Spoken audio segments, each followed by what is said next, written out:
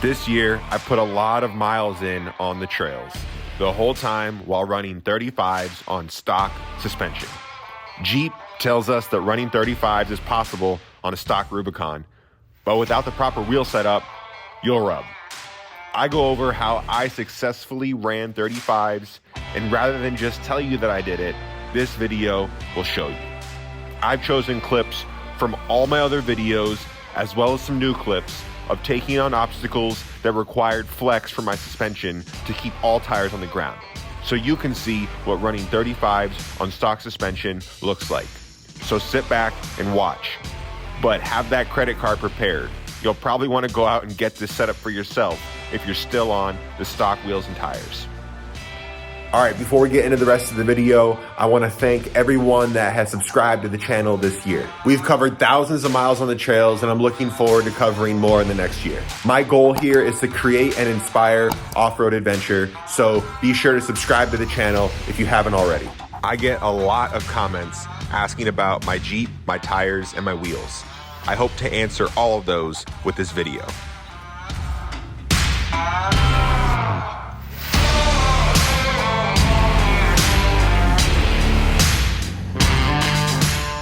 Starting off with my Jeep.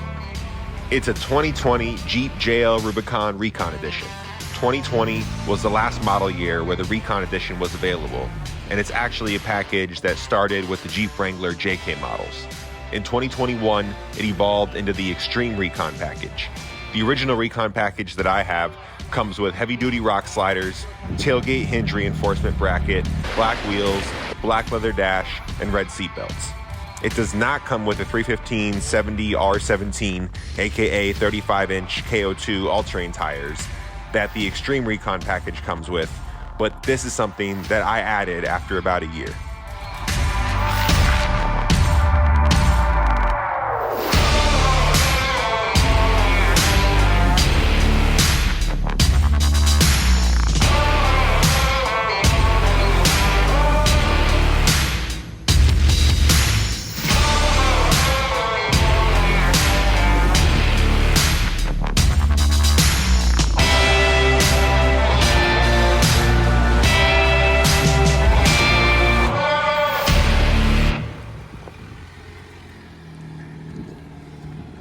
These next several clips are from my trip through Colorado, which I haven't shown on the channel to this point.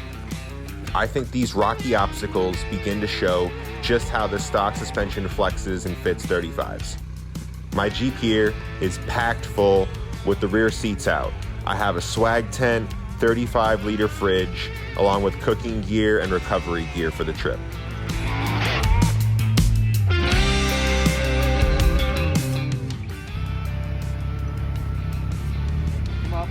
All right, now come a little driver. There you go, you're gonna climb this side. New driver. There you go. Just straight. Watch your right rear's coming up. Hold up.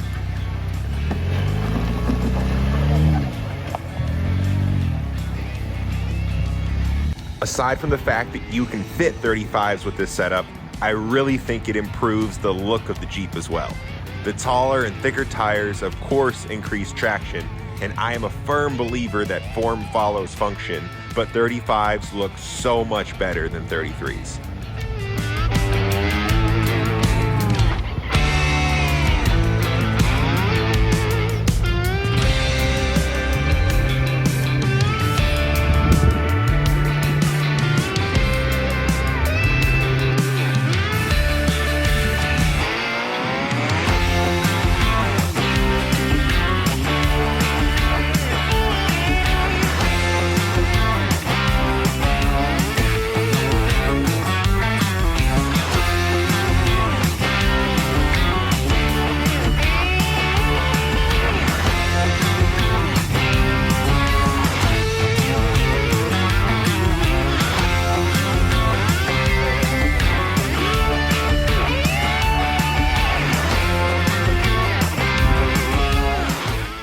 Another benefit of 35s over 33s is that you have a bit more confidence over small rocks and other bumps that you come across on stretches of dirt roads like this one. Having a couple more inches of clearance for your axles does make a difference in only a few situations, but this is definitely one of them. After all, every inch matters.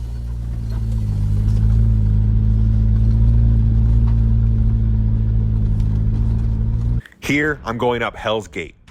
To attempt an obstacle like this, you better be sure your setup won't rub.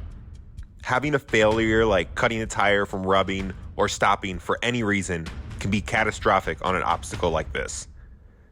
If this isn't proof that this setup works well, then I don't know what is.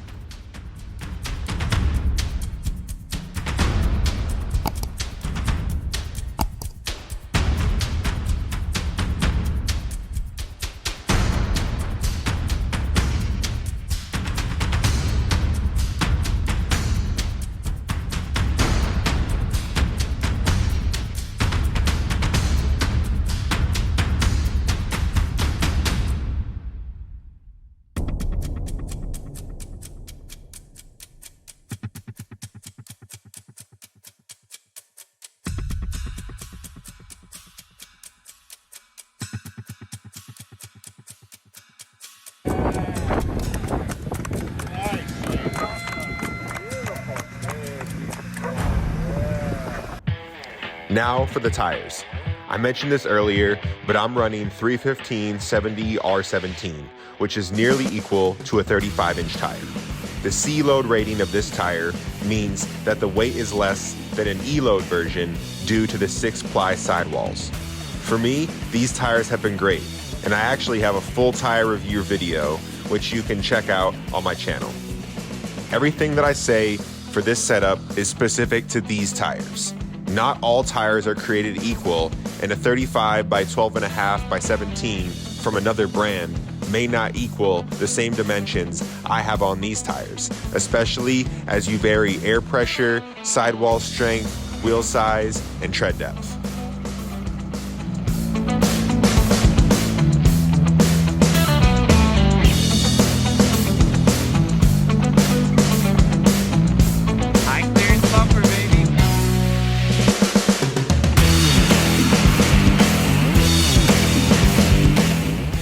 Now, the most important part of this setup were the wheels that I added. I'm running AEV JL Pintler wheels. The back spacing and offset are optimized for tire clearance, scrub radius, and handling specific to the JL and JT platform. AEV optimized those variables specific to their lift kit, which utilizes the stock control arms by developing drop brackets.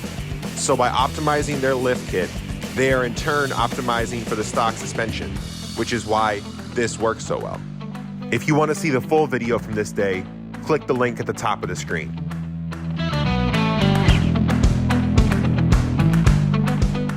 This is the Golden Crack, which is a famous obstacle, and I flexed out my Jeep to the max on this one.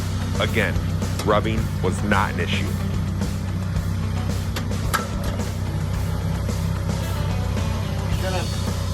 It's gonna steer you left, so nice and easy. There you go, let it do that. Okay. Uh-oh. You're gonna have to lock it.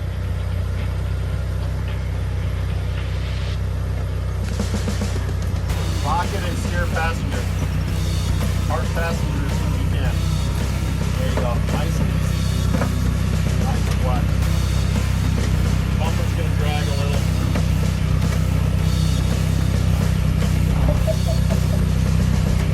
There you go. Nice.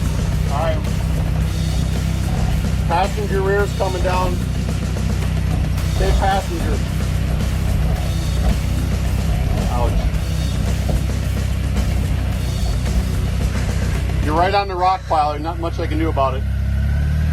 There you go. Woo! Watch out, there's a big hole right there. Either go hard driver. Okay, come back passenger. Nice job, buddy. Your bumper is fine. It just took some scrapes. That was a little sketchy. Another question that I get is, do I plan to run my stock suspension forever, or will I lift it? Yes, I will eventually lift my Jeep, but I didn't think that was the first thing that I needed to do, and I was right. You can wheel a Jeep on stock suspension, and adding 35s gives you a bit more clearance to tackle some of the most challenging obstacles you'll come across. Once my stock suspension is worn out, I'd like to put a 2.5-inch lift on it and probably pair that with 37s. Most of these clips come from full-length adventure videos that are up on my channel right now, so be sure to subscribe and go watch those. I hope this helped you decide whether you should run 35s on your stock suspension. Thanks for watching. Hope to see you out there.